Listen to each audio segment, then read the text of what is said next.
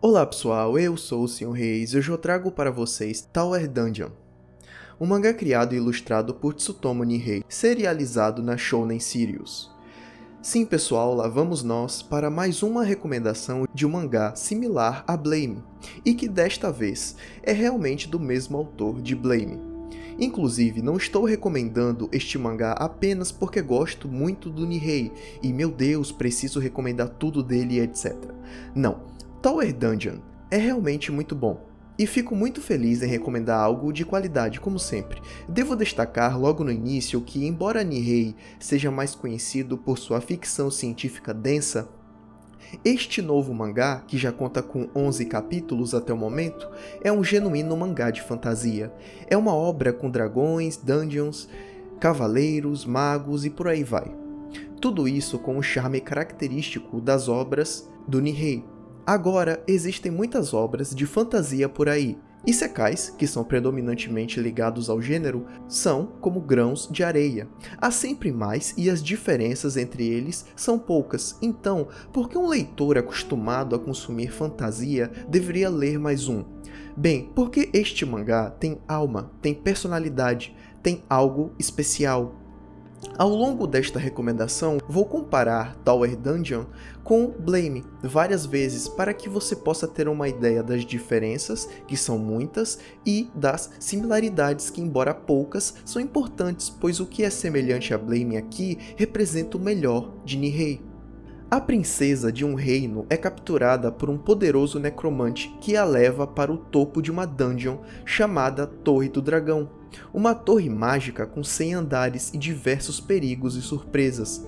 A guarda real é enviada para resgatar a princesa e exige recrutas de vilas próximas. Nosso protagonista, Yuva, um jovem fazendeiro, é recrutado para auxiliar no resgate da princesa. Yuva, apesar de ser um cabeça de vento, é bem apto fisicamente e provará seu valor várias vezes durante a jornada desafiadora dentro da torre, com a ajuda de Lillicen e Eliko. Certo, temos aqui o clássico herói que começa como um camponês qualquer e quase por acaso embarca em uma jornada fantástica capaz de mudar o mundo, descobrindo a si mesmo e seu verdadeiro potencial. Nosso protagonista, Yuva, sinceramente não é tão cativante quanto eu gostaria. Ele tem momentos em que demonstra ser mais competente do que aparenta, conquistando o respeito e admiração de outros personagens. No entanto, em termos de personalidade, ele não me causa nenhuma impressão marcante e os outros dois integrantes do trio principal acabam por ofuscá-lo. Yuva me lembra personagens como Kaneki, Shinji, Ippo e outros. Tímido, mas competente. Outro ponto que vale mencionar, brevemente, é sua aparente indiferença ao que acontece ao seu redor. Às vezes, penso em atribuir a ele a palavra estoico, pois ele parece não se importar com certas situações. No entanto, o que acredito estar acontecendo de fato é que ele simplesmente é muito ignorante quanto aos perigos, o que faz com que pareça indiferente. Bom, acho que alguns de vocês podem acabar gostando da atitude honesta e despreocupada dele. Antes de encerrar a parte sobre os personagens, quero destacar os outros dois que, na minha opinião, merecem atenção. O protagonista segue sua jornada na torre acompanhado por Eliko, ou Eliko soa mais atraente para mim, e Lillicen. Vamos começar com Lillicen. Ela é uma personagem que muitos de vocês já conhecem, mesmo que nunca tenham lido Tower Dungeon. Mas por quê? Porque Lillicen é a típica tsundere, muito parecida com Asuka. Ela tem um olhar desafiador, com um toque de arrogância e um comportamento que reflete uma opinião inflada de si mesma. Ela também tem um jeito agressivo com o protagonista, que é na verdade uma máscara para o afeto que sente por ele e como um mecanismo de autocompensação, de autodefesa devido a algum trauma do passado, provavelmente. No início, Lillicen é bem irritante, o clássico de uma tsundere. Mas aí você pergunta, Reis, ela melhora? Sim, e bem rápido. Em 2 capítulos, ela já se torna bem mais tolerável e com o tempo você passa a gostar dela. Além disso, sua presença traz vida à história, algo que Yuva, até agora, não consegue fazer sozinho. O afeto que ela desenvolve pelo protagonista também cresce bastante e tivemos um momento muito legal entre os dois em um dos capítulos mais recentes. Gostaria de dizer que Lillicent não é única, não há nada original nela, ela apenas funciona, é uma tsundere típica com desenvolvimento típico.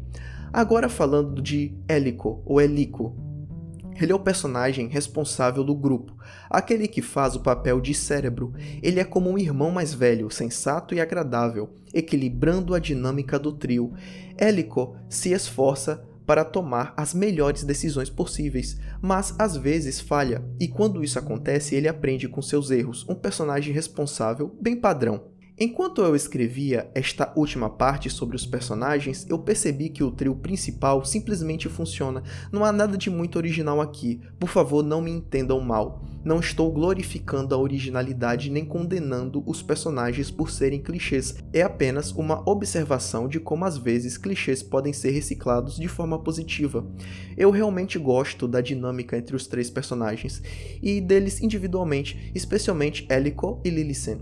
Mesmo sendo clichês, o autor sabe usar o que há de melhor nesses arquétipos. Acredito que quando vocês lerem Tower Dungeon, vocês vão compreender o que eu digo. Agora vamos para um ponto que considero muito importante, especialmente por se tratar de um autor como Nihei. Blame possui alguns dos ambientes mais bem elaborados e cativantes que já vi em mangás. Nihei adora desenhar painéis amplos que mostram o quão insignificantes os personagens são em comparação com as enormes construções ao seu redor. Esses painéis frequentemente despertam em mim um interessante sentimento de reflexão, apenas observando os personagens vagando pelo cenário. E em Tower Dungeon? Isso se mantém? Vamos lá, pessoal, especialmente para quem, assim como eu, se importa com essa parte. Atenção! Tower Dungeon não apenas deixa de lado o elemento sci-fi, adotando construções típicas de uma história medieval, como também não apresenta a mesma riqueza de detalhes dos ambientes de Blame. Aqui, os cenários são bem mais simples, mas os painéis amplos, com personagens caminhando pelos ambientes, ainda estão presentes e conseguem provocar aquele sentimento agradável que eu tinha ao ler Blame. Dito isso, preciso fazer algumas observações relevantes. Os ambientes em Tower Dungeon são simplificados e por vezes repetitivos, especialmente dentro da Torre do Dragão, onde encontramos sempre as mesmas colunas, escadas e corredores. Não sei exatamente como me sentir sobre isso. Por um lado, faz sentido que uma dungeon seja repetitiva. Por outro, uma construção mágica como essa poderia ter um interior muito mais elaborado, considerando o talento de Nihei para criar cenários detalhados e variados. Outra coisa que notei é que o branco é predominante na arte deste mangá em certos momentos, e a falta de cores mais escuras faz com que alguns detalhes se percam. A ausência dessas tonalidades dificulta a delimitação das várias partes das imagens. No entanto, isso não foi um problema significativo para mim. Já vi mangás que cometeram o mesmo erro, mas de forma muito mais prejudicial, como o cancelado Samurai 8, que tinha páginas repletas de detalhes, mas sem contrastes suficientes, tornando difícil entender o que estava acontecendo. Em Tower Dungeon, esse problema existe, mas em menor grau. Além disso, alguns leitores podem ter dificuldades em acompanhar os movimentos dos personagens em certos momentos, pois a ilustração desses movimentos não é tão clara. Porém, isso não é frequente e não prejudicou minha experiência de leitura. No geral, tive uma experiência mais positiva do que negativa com a arte de Tower Dungeon. Acho que há um certo charme na abordagem mais simplificada que Nihei utiliza aqui. Um dos aspectos mais positivos do trabalho dele, e que mencionei brevemente, é o hábito de desenhar os personagens em movimento pelos cenários. Esses momentos em que acompanhamos os personagens durante suas caminhadas ainda estão presentes em Tower Dungeon, e isso me deixou satisfeito. De alguma forma, essas cenas provocam em mim um sentimento de reflexão e conforto. Em Tower Dungeon, essa sensação é menos opressora do que em Blame, já que os cenários não são tão artificiais e fechados, já que temos também momentos onde os personagens caminham por ambientes abertos e naturais. Dito isso, o minimalismo de Tower Dungeon ajuda a passar o sentimento de nostalgia melancólica que espaços liminares transmitem. Também gostaria de direcionar a atenção para certos designs que podem fazer muitos leitores associarem esta obra com as anteriores do Nihei, já que ele gosta de reutilizar conceitos. Por exemplo, alguns guardas da Torre do Dragão se assemelham bastante aos safeguards de Blame. Até o símbolo deles é idêntico.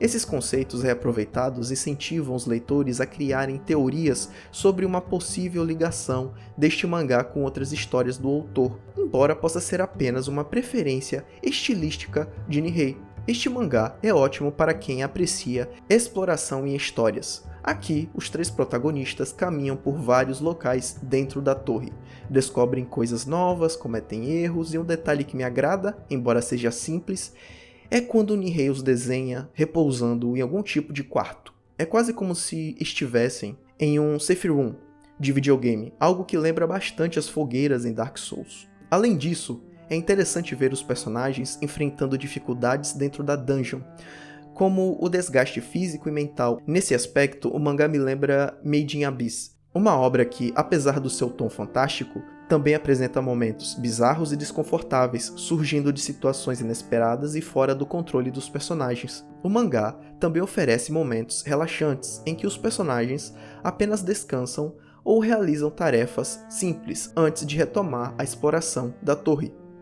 Isso acontece porque a jornada na torre é frequentemente interrompida, seja por fatores inesperados ou por decisão dos próprios personagens, que podem entrar e sair da torre sempre que quiserem. Outro elemento interessante é que há uma corrida para ver quem consegue resgatar a princesa primeiro. Foi decretado que quem a resgatar terá sua mão em casamento e se tornará rei. Isso atraiu diversos grupos interessados no resgate, alguns dos quais assumem o papel de antagonistas por conta de seus próprios interesses. Isso dá mais uma camada para a história, caso você queira mais do que exploração. Até o momento tivemos alguns grupos que demonstraram interesse, mas o Nihei mal tocou nesses grupos. Basicamente ele está pavimentando o caminho, apresentando grupos e personagens para os futuros confrontos na história.